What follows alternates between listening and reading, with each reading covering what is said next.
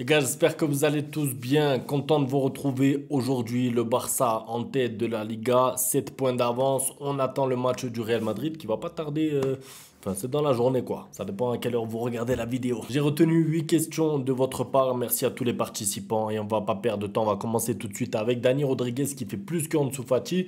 Ne penses-tu pas que le train est déjà parti pour lui? Alors, le problème avec Ansu Fati, pour moi, c'est que on a un espoir infini. On a un espoir éternel. C'est-à-dire que dans la communauté, dès qu'il fait un bon match, dès qu'il fait deux bonnes passes, allez, il fait deux bonnes passes, ça suffit pour qu'on dise ça y est, Ansu Fati, il va revenir, il va être titulaire, il va s'imposer. Et dès qu'il rate un match, il faut le vendre, il faut le prêter.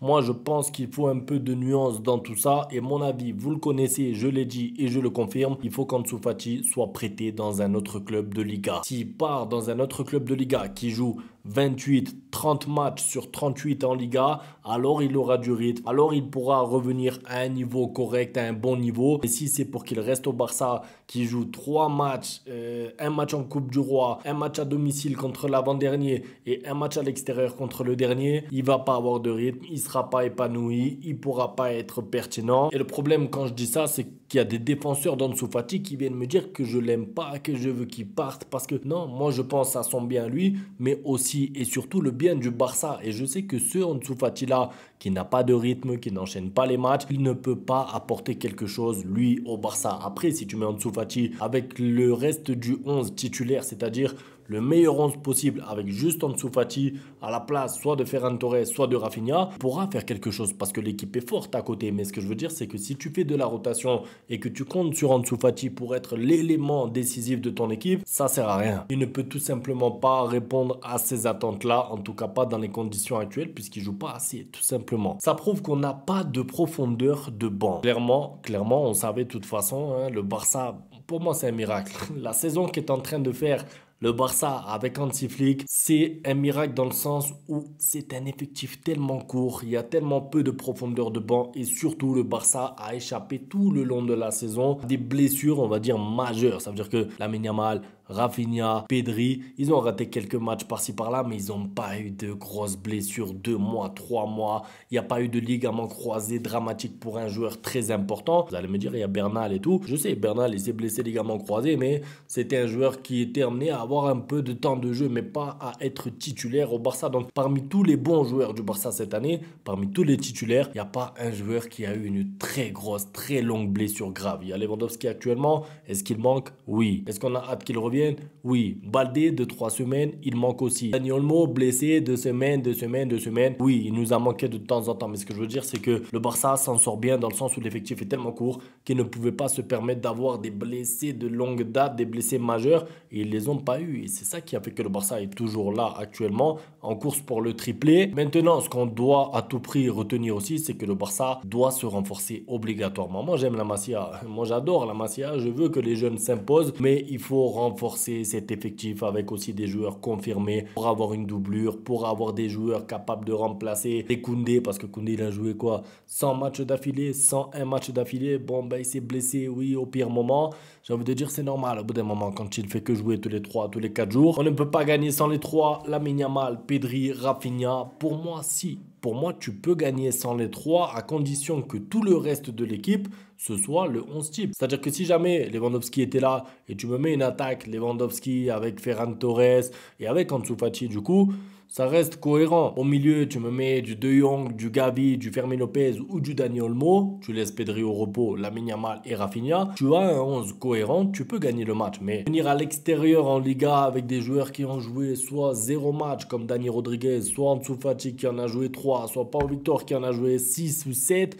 Bon, ben forcément, ça manque de poids et évidemment, tu ressens les absences de Lamine Yamal et de Rafinha devant. C'est normal. Si en plus, à ça, tu ajoutes le fait que le Barça encaisse le premier but et surtout tôt dans le match, forcément, c'est trop difficile. Depuis quelques matchs, Dani Olmo est moins performant.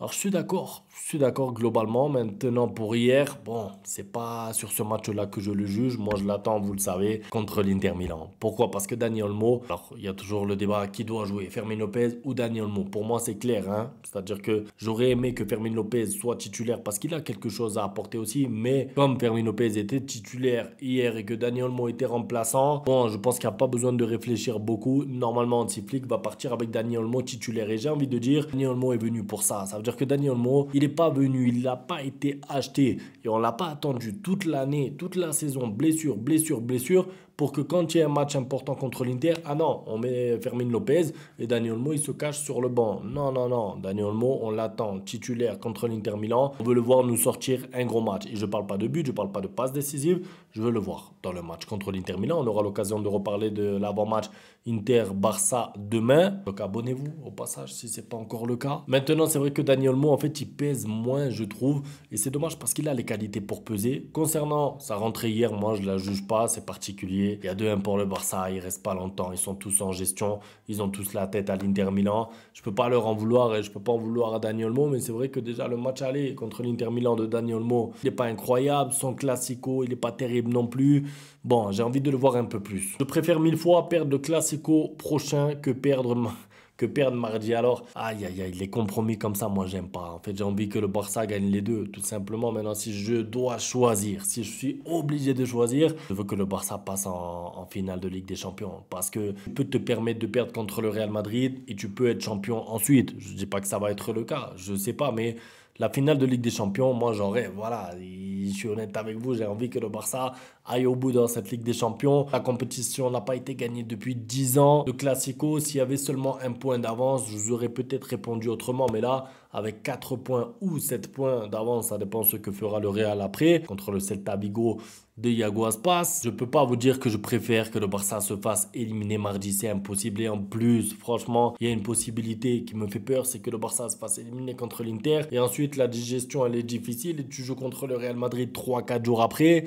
Voilà, vous voyez là où je veux en venir. Je ne veux pas perdre les deux en tout cas. Donc il faut assurer déjà l'un des deux. Et j'espère que ce sera l'Inter Milan. Araujo pour le physique contre l'Inter, tu trouves pas? Alors j'ai beaucoup aimé son match. Je crois que j'en ai parlé un peu dans le débrief hier en fait. J'ai aimé parce qu'il a eu mal à un moment, il a une douleur. Moi j'ai peur qu'il sorte. Je me suis dit il s'est blessé. Finalement il reste sur le terrain et c'est l'un des meilleurs défensivement. Ça veut dire que combien de sauvetages il a fait, des petits bouts de pied qui traînent par-ci par-là, des retours défensifs.